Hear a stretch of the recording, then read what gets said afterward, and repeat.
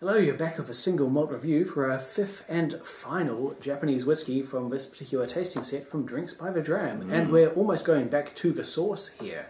So back in 1934, Masataka Taketsuru, a Japanese man who had studied distilling in Scotland, founded the Yoichi distillery in the town of Yoichi, way up north in Hokkaido on Japan's coast. Goal being to create an environment as close as possible to Scotland to produce a very Scottish-style whiskey. And here we have the no age statement Yoichi single malt, 45% ABV, no age statement since 2016 when, like the Miyagi-Kyo whiskey we tried last time, Nika discontinued age statement whiskey because of sheer demand. Well, and they may have literally sold all of their whiskey that could be given an age statement because such was the run on old Japanese whiskey. So we have here, they use coal-fired stills, which apparently imparts some of the smokiness somehow, I suppose a smoky environment, and also sea breeze on account of being so close to the coast, adding a little bit of salt during maturation, or so goes the spiel. Maybe some peat, I'm not entirely certain. Well, we've just, for context, if you haven't been following along in the series, we have just tasted the Miyagi-Kyo single malt, which is a very, very similar story, no age statement, same strength. But that one was a distinctly peated malt. It wasn't, Isla levels of peat. I was pegging it around, 10 to 15 ppm, but it was a distinctly peat-influenced malt. And it was very, very savoury, regardless of the fact that it was about the most inland distillery in Japan. It had a distinct maritime character to it. They're still quite close to the coast. Yeah. Alpine is maybe Mars, but Japan's a bit like us in that you never really it's a that long, far slender from the coast, island. But Mr. Taketsuru founded the Miyagi-Kyo distillery 35 years after Yoichi in 1969 because he wanted to create some contrast, make a distinctly all Japanese whiskey that avoided trying to emulate Scotland as much as it could. Similar process, sure, in the manufacture, just a different stills fired by steam rather than coal, but not trying to be that far north, right on the coast, slightly chilly, slightly oceanic, Scottish style.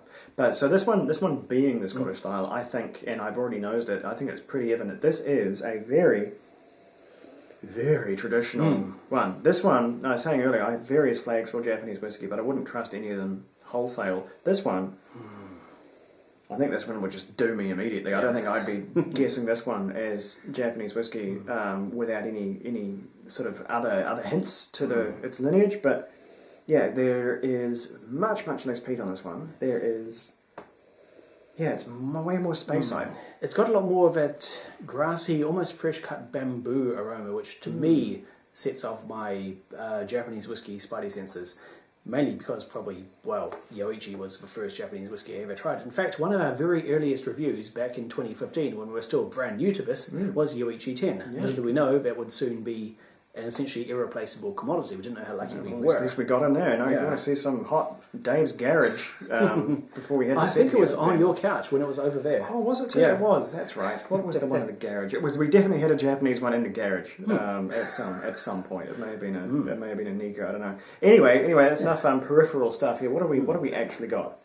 What do they say? Well, the tasting notes promise a nose which is full-bodied and smooth, a mellow peat smoke, soot and salty, candied citrus fruit, black licorice and spices, heady and floral, grows increasingly complex. Yeah, all right. There's a decent amount of sea salt on some of those. Yeah, there is the maritime quality here is much more understated, and it's a bit more like.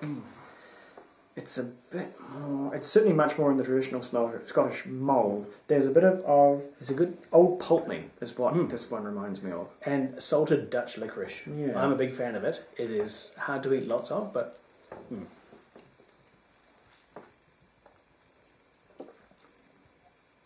Yeah, old Pulteney. That is a hearty, salty, and slightly peaty tang, but underneath that, it is very sweet and luscious. It is certainly more peat on the palate than there is on the nose, which is odd because that's usually the other way around.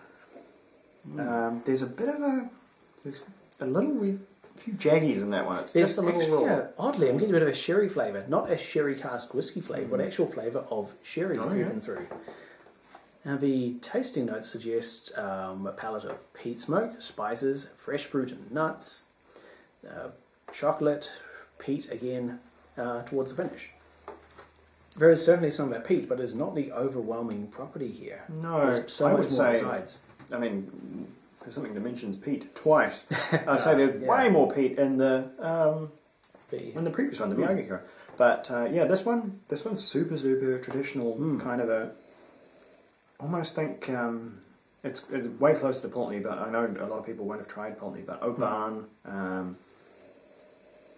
there's a little Tobermory in there, but definitely a mild Tobermory. But coastal, not in no way screamingly maritime. It has that little bit of sea salt. It doesn't have that tang, and I think I'm already lent in a particular direction here. But wow.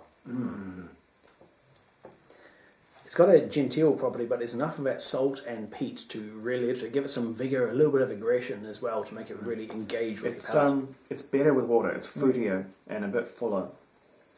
A little bit more going on with water. All right, time for the comparison, because I reserved a bit of the Miyagiko, and I think we may have a winner already. The Miyagiko certainly has a more distinct and more powerful aroma to it.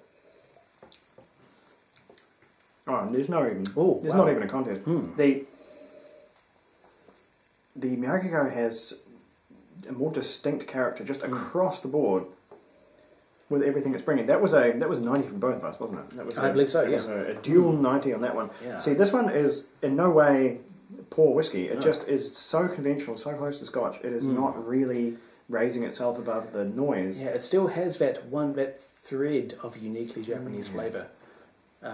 But it's so much else is just so safe. It's really good. It's done extremely well, but it is safe and it is grounded. I mean, put this in numbers. This is an 87 for me. Three whole points different at the sharp end of the scale too. This is a perfectly fine whiskey. I don't think it's one that. It's a whiskey that doesn't need to be made in Japan, and ergo carry the massive Japanese whiskey premium. The Miyagiko, this is a whiskey which I think you would have way more trouble trying to make outside of Japan. I think they were bang on when they said this was built to capture the sort of the character of Japanese whiskey, whereas the Yoichi was built to emulate Scotch whiskey, and I think that's remarkably true. And the flavours that come through. I thought that was just going to be a bit of shtick on the box, but no, you really can tell. The Yoichi is still doing good things for me. It is an 88 pointer for me. It's it's just it lacks the uniqueness and the wow factor, which makes the Miyagiko it just lacks the Japanese quality to the Miyagiko is so essential to the whiskey, whereas it's just not for this one. I think you could have knocked this whiskey out of, as I said, you could have knocked this out of Oban or Old Pulteney, and consequently sold it for way less than I'll bet this retails for. Whereas I don't think you could have emulated the Miyagiko nearly as easily. So that's where the line is drawn for me. This is an inessentially Japanese whiskey, even though it's good whiskey. So this ended up being a really quite compelling sampling set. At first I was a little dubious when I learned there are only two different brands represented here. There's Mars at first, and that's not even an all Japanese whiskey, but Mars Cosmo includes Scottish malt, and the rest are all Nika brands. There is a grain whiskey, there's a blend, and then the two single malts. But in the end, despite the relative lack of diversity in this sampler, this Japanese whiskey is a huge and varied industry, even beyond what we've tried here. Just from this relatively small longitudinal selection, we've tasted a phenomenal variety of flavours, processes, grains, influences, styles. It's been, honestly, quite an education. Yeah. It is an expensive wee sampler. These are all 30ml bottles. It is, you pay a premium for this, but it is cheaper than trying to buy full-size bottles of Japanese whiskey. That's for sure. Yeah. I mean, most pursuits are these days. So no, thanks for Drinks by the Dram for putting that one together for definitely. Us. It would have been very difficult to source actual minis of these, just hunting and pecking across the internet as we would otherwise be forced to do. And it has been really quite eye-opening. Yeah. And I think one takeaway for me is that I must now hunt out more of this Miyagiko whiskey and taste it. Definitely. Taste it a bit more intensively, because I've always enjoyed Japanese whiskey. I've never been really... I think this is the first time I've really been knocked on my ass and made to consider, like, this is why Japanese whiskey is important, not just really well made. And so yeah, I must now go and find more of this and see what it's got for me, because that really was quite stunningly good. I didn't think any of these were going to break into the 90s, being no age statement, 45%. They're not really aimed at that bit of the spectrum. They're a little bit further down on the shelf. But for one of them to crack a 90, for both of us as well, that really shows you just the quality that we're dealing with here. And yeah, gonna hunt down more of that one. But yeah, so that's our comprehensive or otherwise look at the Drinks by the Dram Japanese whiskey tasting set. If anyone knows of other sort of ways of getting Japanese minis or tasting sets, we'd be very interested to know, because it's a valuable way of getting it. I know Dave's got one on the way in the mix, house. isn't he? I have Yeah. 3 200 mils of single malt offerings from one of the more prominent, but also not really high profile Japanese distilleries, very highly regarded, but not an everyday sight.